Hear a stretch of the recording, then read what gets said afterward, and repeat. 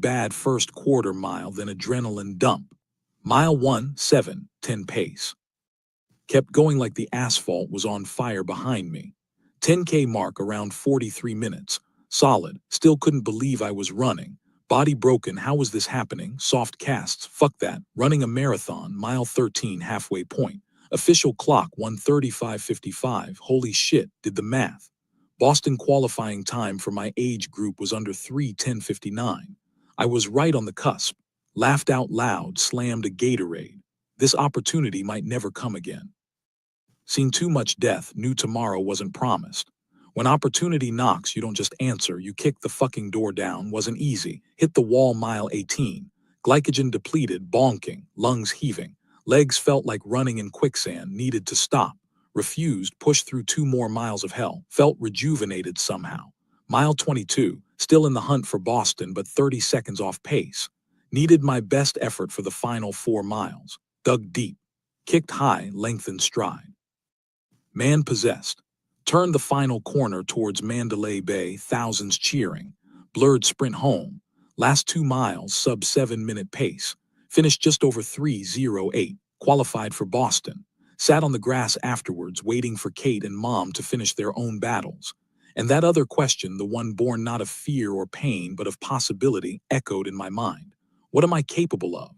Bud S. pushed me to the brink, beat me down, but I always got back up. Made me hard but left me wanting more. Navy SEAL life wasn't always the crucible I craved. Then San Diego one day. Now this. Finishing a marathon at a respectable pace with no business even walking. Incredible physical feats that seemed impossible, but they happened. What am I truly capable of? Couldn't answer it then. But looking around that finish line, considering what I'd just done, one thing became crystal clear. We are all leaving so much potential untapped. We settle. Habitually. Work, school, relationships, fitness. We aim for good enough.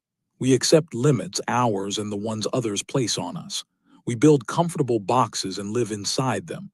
And that settling, that mediocrity, it ripples out, infects everything. The cost of that missed excellence, fucking incalculable, haven't stopped thinking about it since.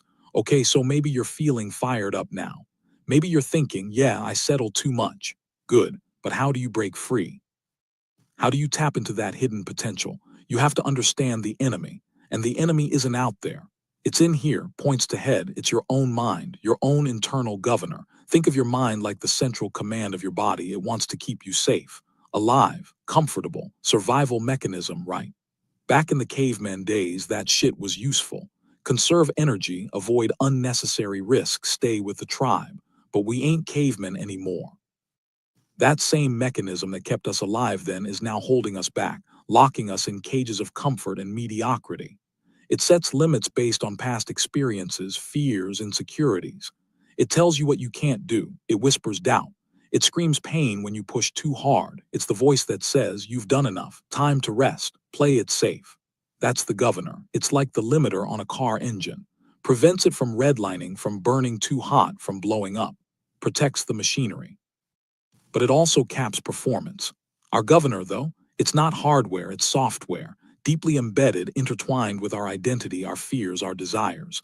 It knows exactly which buttons to push to make you back off. And the bitch of it is, it's usually lying. Research, my own experience, it all points to the same thing. When your mind is telling you you're done, you're really only about 40% done. Yes, you heard me. The 40% rule.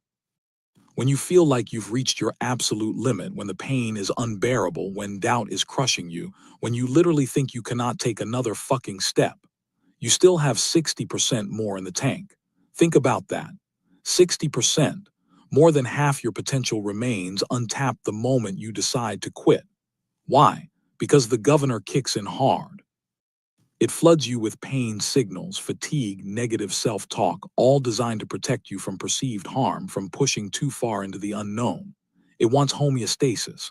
It wants comfort. It wants the status quo. Greatness, however, lives outside the status quo. So how do you override it? How do you access that other 60%? You can't just flip a switch. Unlike the car engine, you can't just remove the governor. You have to retrain it. You have to callous your mind. You have to systematically, deliberately push past those artificial barriers it sets up. It starts with recognizing that voice.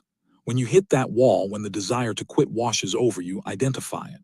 Ah, there's the governor talking, trying to keep me safe and comfortable, trying to sell me short. Acknowledge it. Don't fight it directly, just recognize it for what it is, a protective mechanism based on bullshit limits. Then you gotta have your why. Why are you doing this? Why are you enduring this pain? Your reason has to be bigger than the discomfort, bigger than the governor's whining. Whether it's honoring fallen comrades, proving something to yourself, achieving a goal that scares the shit out of you, your why is your fuel when the governor is trying to cut the power. Next, you push back, incrementally. Don't try to jump straight to 100%. That's how you break.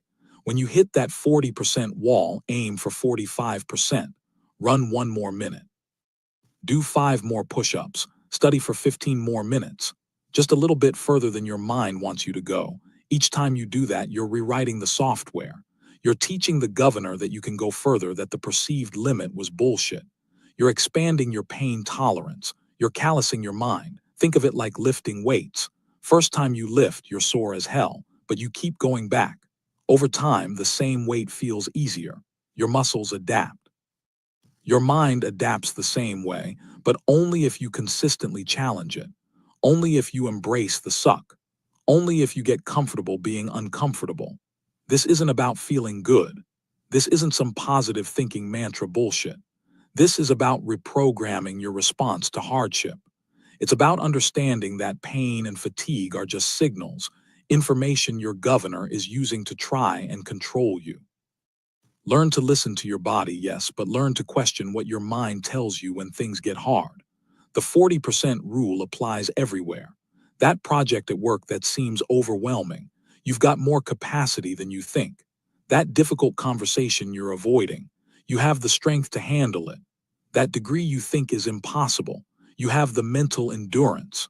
We sell ourselves short constantly in every aspect of life. We settle for 40% relationships, 40% careers, 40% effort. Why? Because going beyond 40% requires confronting pain. Physical pain, emotional pain, the pain of failure, the pain of vulnerability, the pain of discipline. And most people will do anything to avoid pain. They seek comfort, distraction, the easy way out. Life hacks, quick fixes, magic pills. All bullshit designed to keep you soft, keep you trapped at 40%. The most powerful weapon you have against all of that, against the challenges life will throw at you, against the mediocrity society tries to spoon feed you, is your own mind.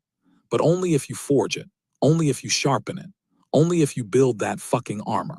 How? You seek out difficulty. You embrace suffering. You do the shit you don't want to do, especially when you don't want to do it. You run when it's raining. You study when you're tired. You wake up early when the bed feels warm. You hold yourself accountable. You face the truth in the accountability mirror. You tap into your cookie jar of past victories when the governor starts whispering defeat. You learn to control your internal dialogue. You turn pain into your fuel. It takes relentless, obsessive effort, day after day after day. There are no shortcuts. There is no finish line in this game. You are in a perpetual state of training. You are building mental toughness, resilience, an armored mind capable of withstanding anything. Forget talent. Talent means jack shit without discipline and work ethic. I wasn't talented, I was obsessed. I was willing to outwork anyone. Forget genetics. I had a hole in my heart and fucked up legs. Forget luck. I made my own luck by refusing to quit when everything screamed failure. My only weapon, the most powerful weapon any of us possess, was my mind. I just had to learn how to wield it. I had to remove the governor, push past 40%, and unlock the warrior sleeping inside. And so do you. Stop making excuses. Stop selling yourself short. It's time to go to war with yourself. It's time to unleash your most powerful weapon. Stay hard, Chapter 8. Talent not required. Say it again. Talent not fucking required. Burn that into your brain because it's the biggest load of bullshit society feeds you. This idea that you need some special gift, some magic touch from God or genetics to achieve greatness. It's a fucking lie. It's an excuse manufactured by the soft to justify their mediocrity. It's the escape hatch they use when shit gets hard. Let me tell you, the only talent you need is the talent for grinding, the talent for suffering, the the talent for never fucking quitting. The night before my first long-distance triathlon, the Ultraman World Championships in Hawaii, 2006. Picture this. I'm standing on the deck of some sprawling $7 million beach house in Kona. Moonlight on the water, gentle breeze, the whole 9 yards. Sounds nice, right? Fucking paradise. But I wasn't feeling paradise. I was standing there with my mother, looking out at the ocean I was supposed to swim 6.2 miles in the next morning, followed by 261 miles on a bike I barely knew, and a 52.4-mile run a double marathon all circumnavigating the Big Island. And I felt nothing. No, that's not right. I felt the chip on my shoulder, heavier than ever. How'd I end up in this palace? After Badwater, after running 101 miles on fucked up feet and zero training, I got some attention. Raised money for the Special Operations Warrior Foundation.